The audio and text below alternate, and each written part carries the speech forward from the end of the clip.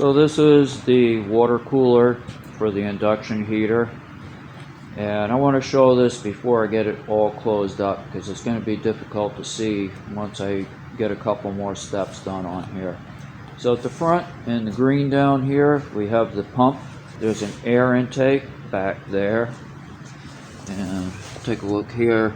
So these valves, this is a flow valve for the outlet going to the induction heater.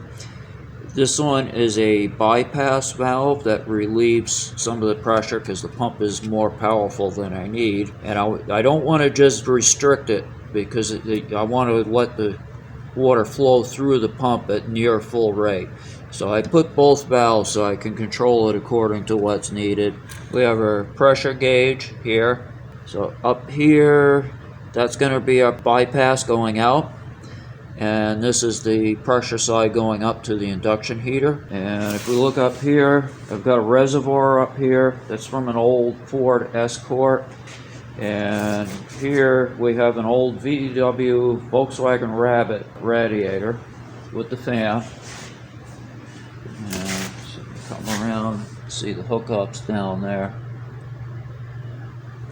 So the green hose, I'm probably going to replace that with something better. That's just an old cheap garden hose, but that's the return from the tank. Goes into the radiator and goes through the radiator right into the inlet of the pump down at the bottom there. So up here you got a black line, that's the bypass from the pump. And let's see, this line coming up going out the back here, that's going to be the pressure going up to the induction heater. And this hose and these three nipples I've got two more hoses to put on. These are the returns from the induction heater, and I'll show that in just a minute.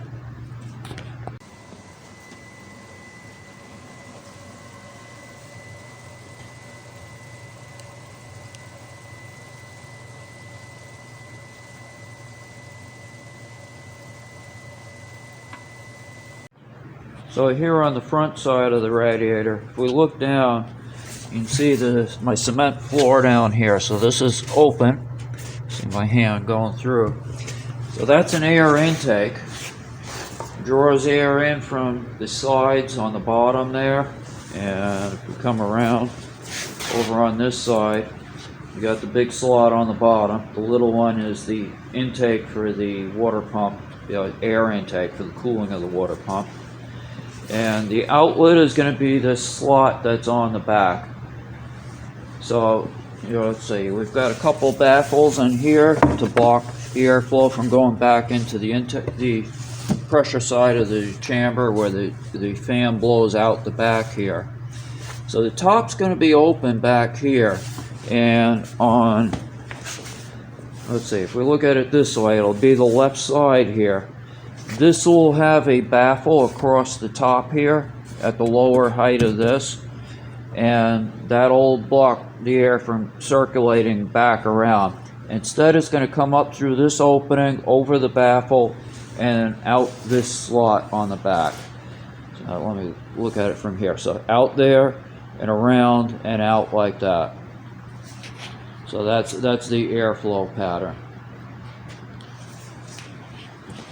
And on the front here, I'm probably going to do like a plexiglass door there so I can see the gauge, but I want it closed so the air isn't just blowing out the front. I want it to go out the back.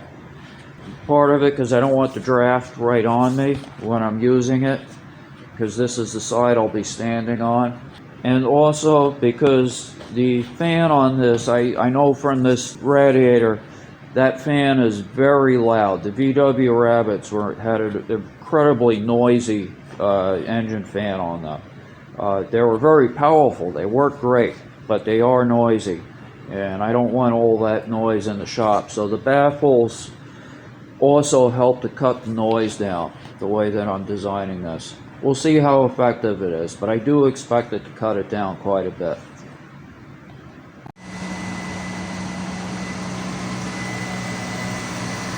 Okay, so I have the cooler assembled enough now that I can test.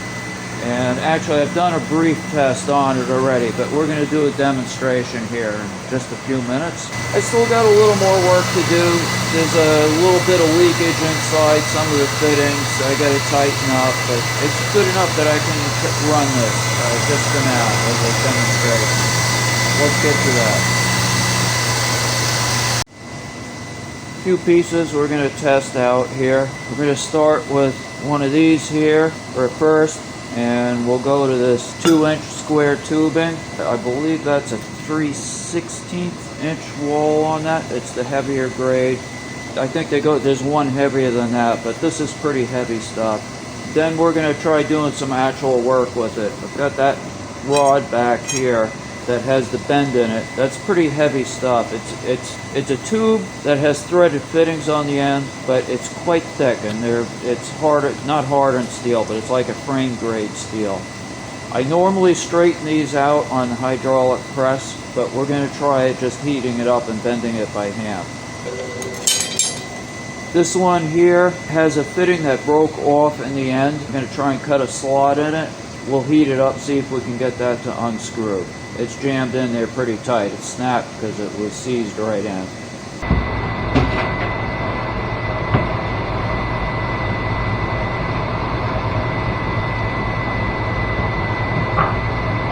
Down as much as I could.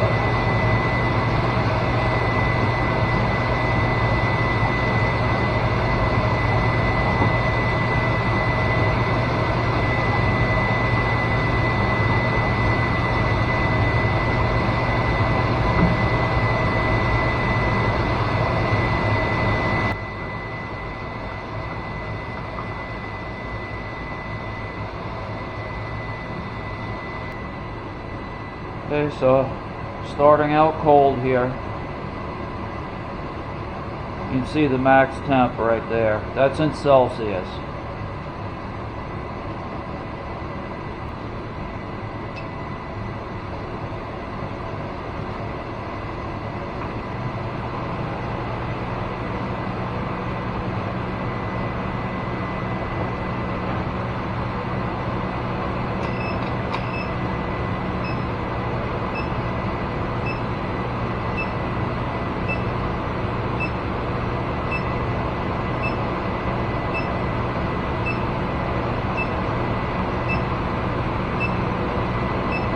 I don't know if you can see that, but it's already started to glow.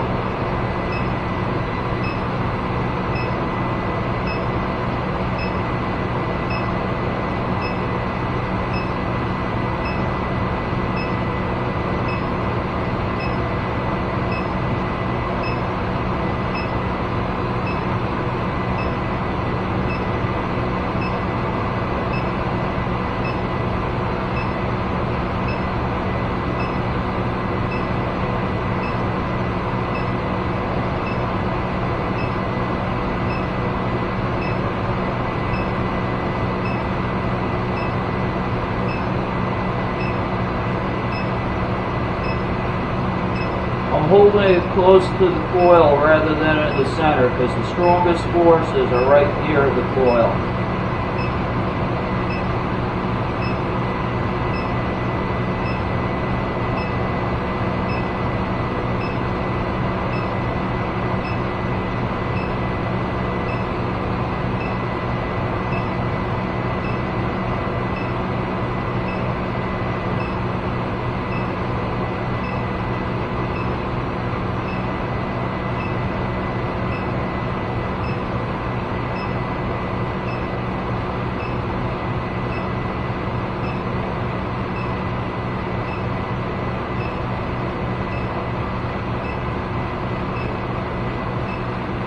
Gone a little over a minute, or yeah, about a minute. We've got 3 inches or so of bright orange red on that. That's solid steel, no hollow on that. So now we're going to go for the real test.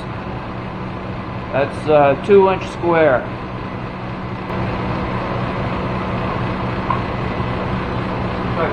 I'm going to find something to prop this up. It's a little hard holding that all the time. Okay, starting heating now.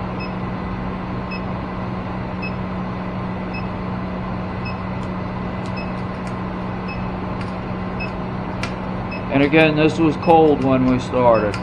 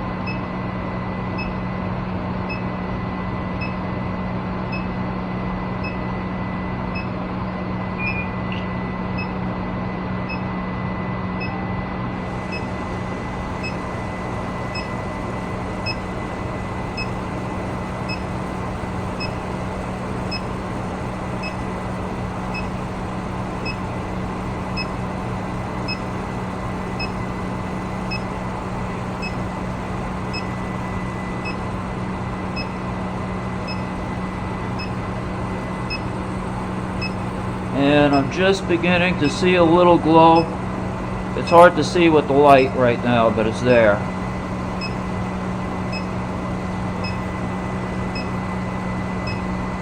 And now it's getting more visible.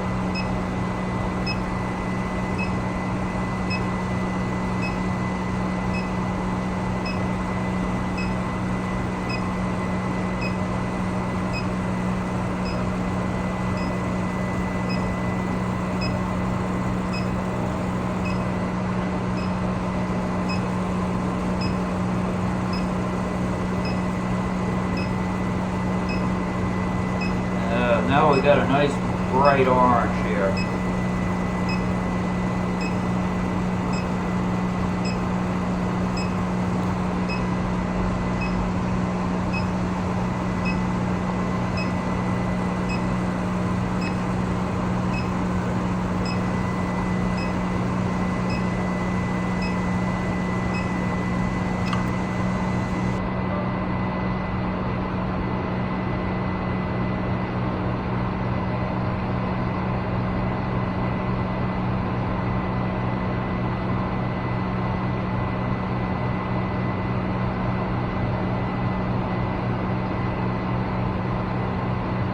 So for a heavy piece of steel like that, I would say that's pretty quick.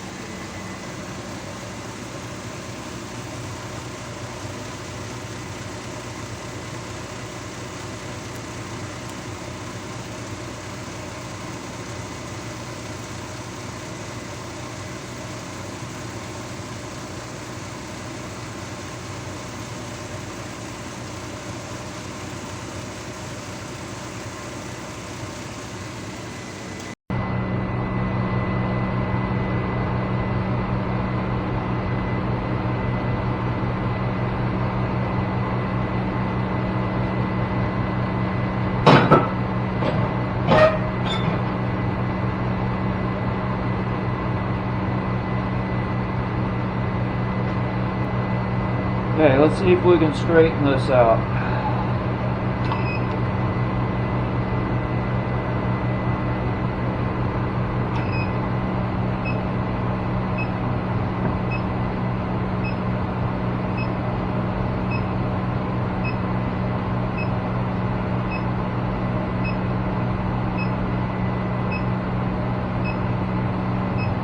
That stinks, it's full of oil.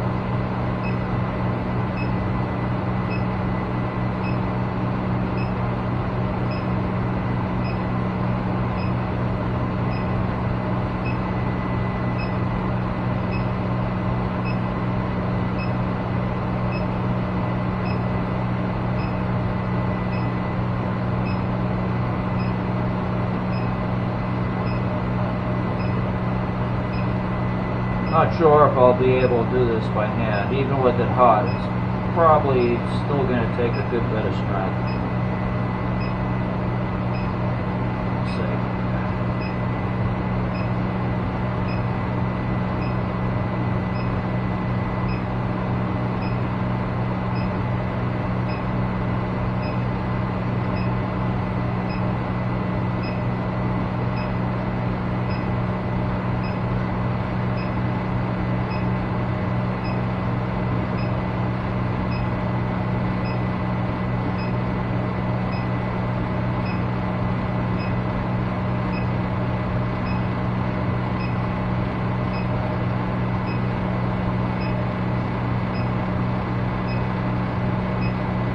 I think I'm going to pull this out and see if I can press it against the floor to bend it straight.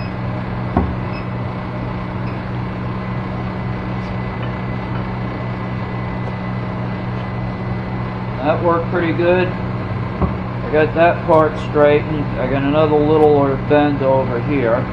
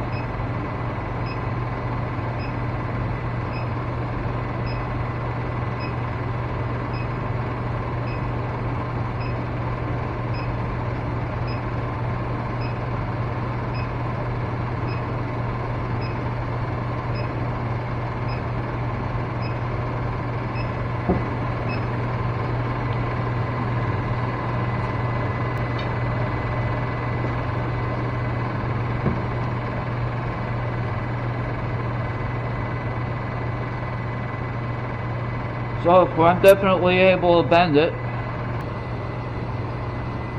Okay, so I put a slot in the end here.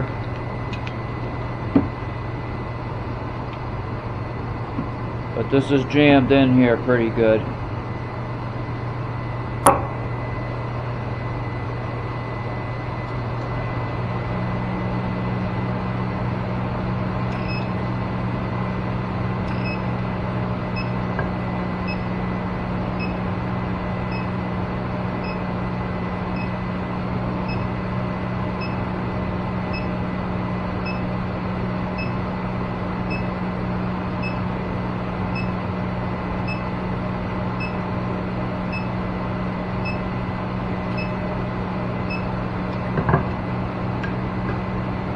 So if you can see this, it heats from the outside in, which is particularly advantageous. Gives a particular advantage in a case like this.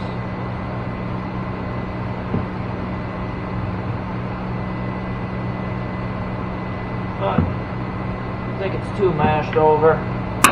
Still going to need more. I may have to grind that back to do it.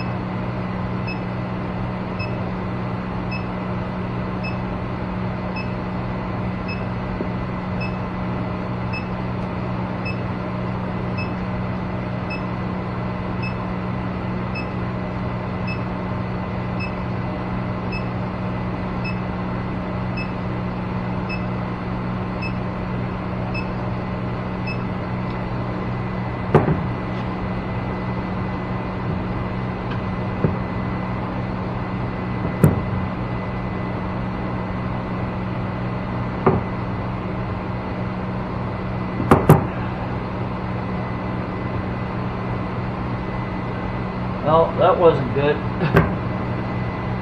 It started to turn, but then it actually heated my screwdriver up and twisted because the metal was so hot. So I'm going to have to do something about that.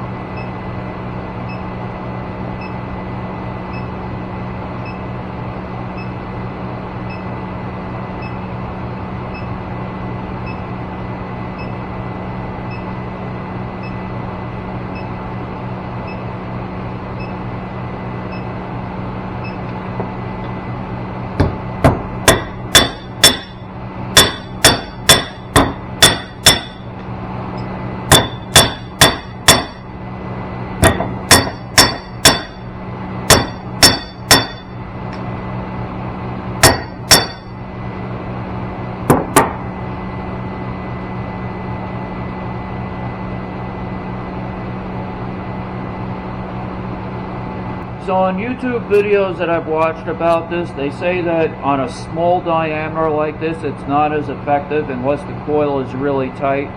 And doing this screwdriver, I definitely can see that, because this did not want to heat as quickly as the other pieces. It comes up to the temperature it will go to quick because it's small, but it won't go to that bright orange that it will with a bigger piece. It doesn't absorb as much energy. But it was enough to do the job. I got it straightened out. I don't know if there's any temper there. I probably killed the temper, but somewhat better. So I want to try out the timing section on this, where it has the 2 stages. So you've got your primary power here. This is the initial heating, and this is a secondary heating. And the idea is that you heat it up quick and then you can hold the temperature. This would be for like tempering or hardening or something, a process like that, where you want to bring it up and then hold it at a certain temperature. And these are timers up here. So let's try this out. I'm going to bring it up. We'll heat it for about 1 minute. Then we'll do a hold for, let's see. We'll try a short one first.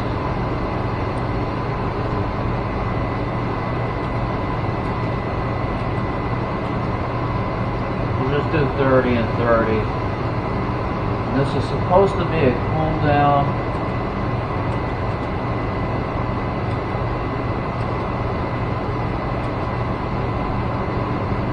I don't know if it beeps or what happens there, because it's not heating on the last one.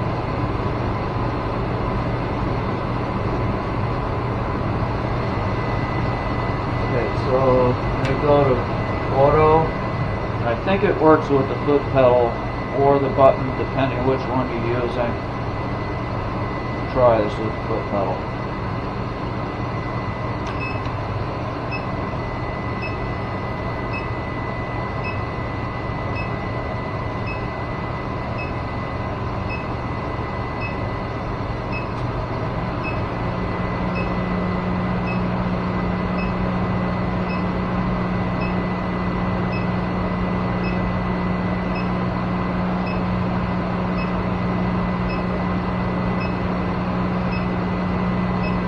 Okay, so it's in seconds. It just switched to the second stage now.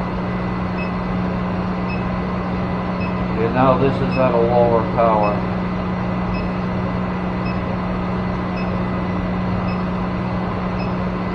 Let's see if we can bring it up. No, it's only going so far because it hasn't really heated yet. Okay, that's cool down.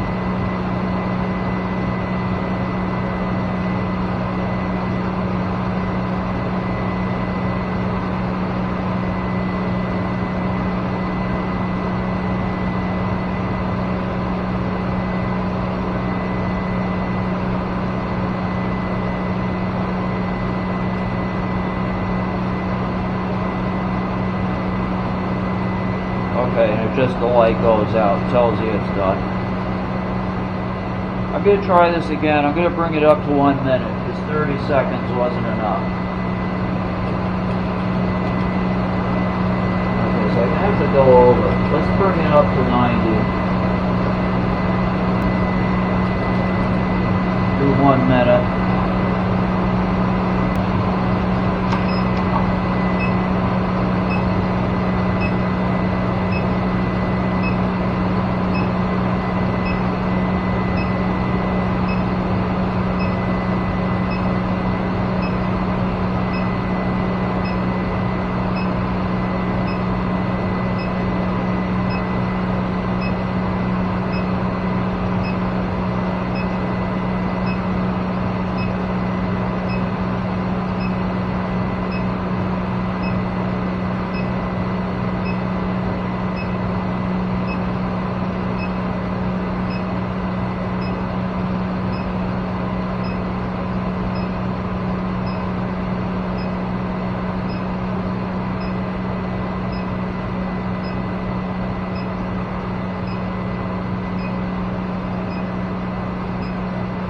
Okay, so now that it's starting to glow, the current's coming up.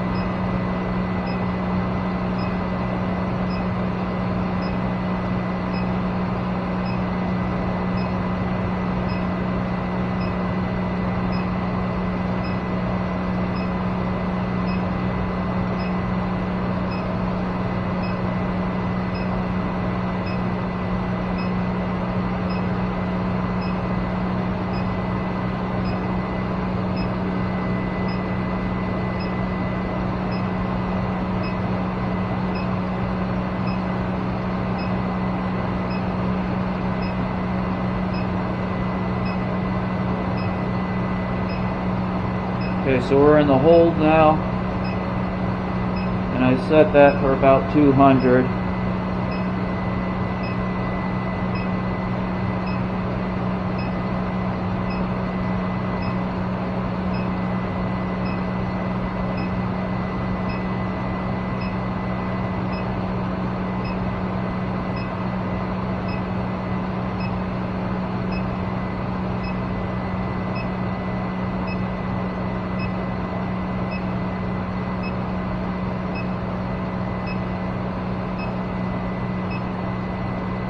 Okay, and now it's in the cool down. So I'm not sure when it's cold on a big piece like this, it takes, the current is low on the reading. I don't know if it's throttling back until it heats up, because from what I read about it, is when it's cold, the reaction is stronger in the metal. When it gets up to red hot, when you reach the Curie temperature, the reaction weakens. So I don't know if it's throttling back to not overload or if it's a matter of impedance matching. I think it's a matter of impedance matching between the coil and the metal, that it doesn't need as much current running through the coil to achieve the same amount of power going into the metal. Because it does heat quite fast, even though that current is reading low. So I think what it is that it doesn't take as much current in there when it's cold to achieve the same power. It's still putting in the 15 kilowatts. And then when it gets hot and the impedance changes, then it puts more current through the coil to achieve the same power.